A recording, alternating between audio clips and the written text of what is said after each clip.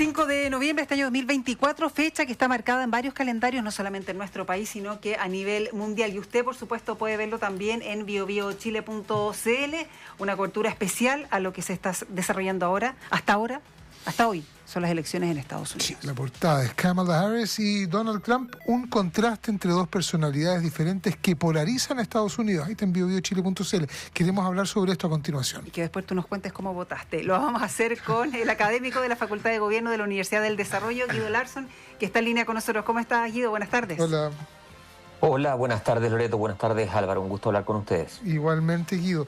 Aunque se ha dicho que no está en el primer lugar de las prioridades el, comillas, patio trasero de Estados Unidos, para decir Latinoamérica, Sudamérica, sigue siendo tremendamente importante y concita nuestra atención la elección en Estados Unidos, que se ha dicho es una de las más reñidas de la historia.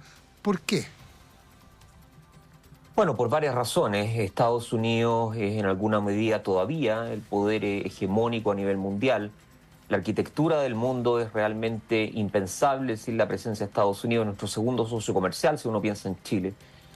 Los intercambios comerciales entre Chile y Estados Unidos sumaron 35.400 millones de dólares el año 2022. Si uno toma los embarques hacia Estados Unidos constituyen poco más del 20 y tantos %.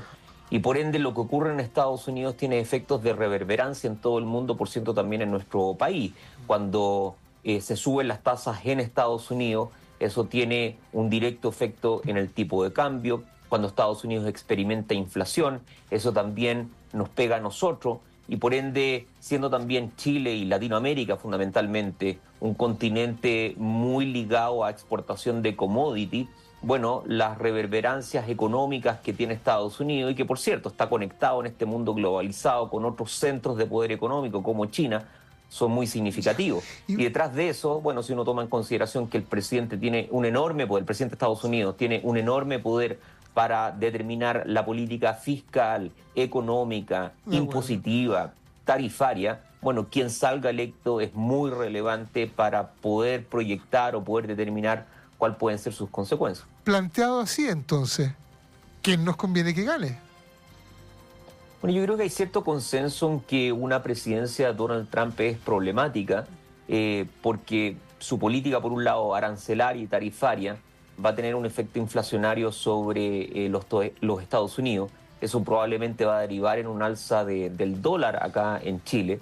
Si uno a eso le suma la idea de imponer tarifas del 60% sobre China, eso ralentiza posiblemente la posibilidad de exportar cobre, por ejemplo, a los propios chinos.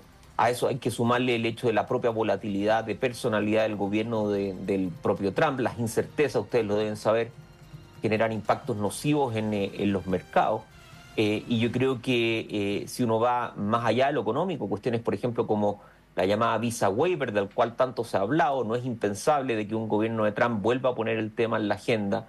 Y eso evidentemente nos hace a nosotros estar expuestos a ese tipo de política. Me parece a mí que Donald Trump, dado los grados de imprevisibilidad, dada su política económica, dada la política tarifaria, ¿no es cierto?, y luego la posible inflación que Estados Unidos pueda experimentar, ese podría ser peor para nosotros. Eso no quiere decir que Harris no tenga toda otra serie de problemas, pero probablemente entrega mayor previsibilidad y mayor estabilidad a los mercados, sin ir más allá. Además, sus políticas, sobre todo desde el punto de vista del cambio climático, podrían incluso elevar la bolsa en Chile, particularmente ciertas empresas que tienen conexión con el litio o con el cobre. Entonces, creo yo que Donald Trump es peor dentro de dos alternativas que son problemáticas, digamos, de distintos puntos de vista y de distintos análisis. Y en una elección también, bueno, que ha tenido de todo, recordemos la baja del actual presidente Joe Biden con todo lo que venía el contexto, ¿no? Además, se ha dicho, Álvaro bien lo recordaba, que una de las elecciones más reñidas de la historia en Estados Unidos. ¿Cuándo se podrán saber los resultados? Y si efectivamente, porque se ha dicho mucho, ¿no?, que tiene un sistema muy distinto al que estamos acostumbrados a nosotros de contar voto a voto. Está la incertidumbre, está el tema de las encuestas. ¿Cuándo podríamos tener alguna certeza en otras elecciones? Bush, si mal no recuerdo, se demoraron varios días, por ejemplo. Un voto en el extranjero. Exacto. Sí. Mira, si uno toma todas las elecciones presidenciales del año 84 hasta ahora, solamente en 2 ocasiones el resultado y la totalidad de los votos contados ha demorado más de 24 horas. La elección a la cual tú haces mención es la del año 2000, entre Al Gore y George W. Bush, que demora algo así como 36 días, e incluso más si uno toma el estado de la Florida. Y el año 2020 demora un poco menos de 96 horas contar la totalidad de votos. Obviamente después de todo eso ha habido toda una serie de cambios metodológicos y del modo de conteo, de modo tal de que uno debiera tener cierta claridad en la madrugada del día miércoles. Ahora, el problema obviamente es que si los resultados son extremadamente estrechos, eso podría indicar de que se activan toda una serie de recursos de carácter legal, lo que judicializaría finalmente el resultado y estiraría evidentemente en algunos días tener claridad respecto de quién es el ganador. Eso quiere decir de que mientras más estrecho es el resultado, más probabilidad es que la totalidad de votos no los tengamos en conteo para el miércoles en la madrugada. Si eso no es así, debiéramos estar al comienzo del día miércoles, tal vez 1 o 2 de la mañana, sabiendo quién es exactamente el ganador. Ahora, con ocasión de la última elección presidencial, estamos hablando de Biden con Donald Trump ejerciendo la presidencia como presidente en ejercicio, vamos a recordar, ¿no es cierto?, se puso en cuestión el resultado de la elección, se habló derechamente de robo de la elección con por parte de Trump. Lo acontecido justamente en el Capitolio. ¿Lo reñido de esta elección nos acerca en algo a ese escenario? ¿Es posible de alguna manera?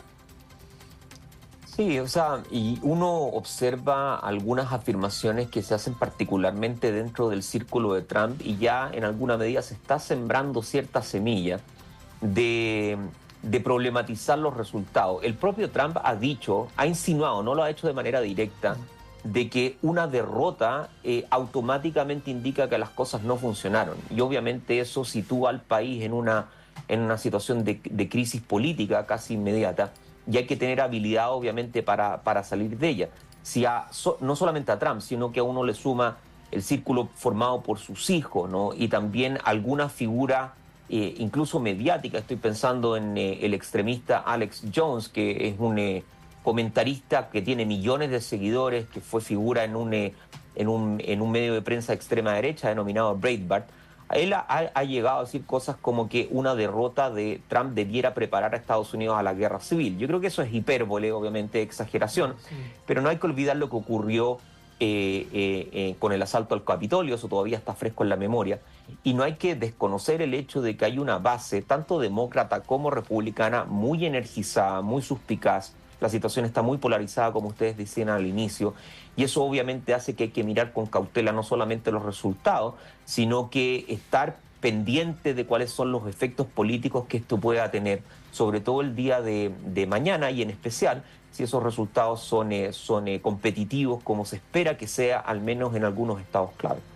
Por ejemplo, Pensilvania, Georgia y otros que vamos a estar muy pendientes también, y ojo con lo que pase después, porque si están reñidos, gobernar, bueno, lo que ha pasado también en los últimos años, ¿no?, con prácticamente la mitad del país en contra. Guido Larsson es académico de la Facultad de Gobierno de la Universidad del Desarrollo. Como siempre, Guido, muchísimas gracias por el contacto con la radio. No, gracias a ustedes, que tengan buenas jornadas. Buenas tardes.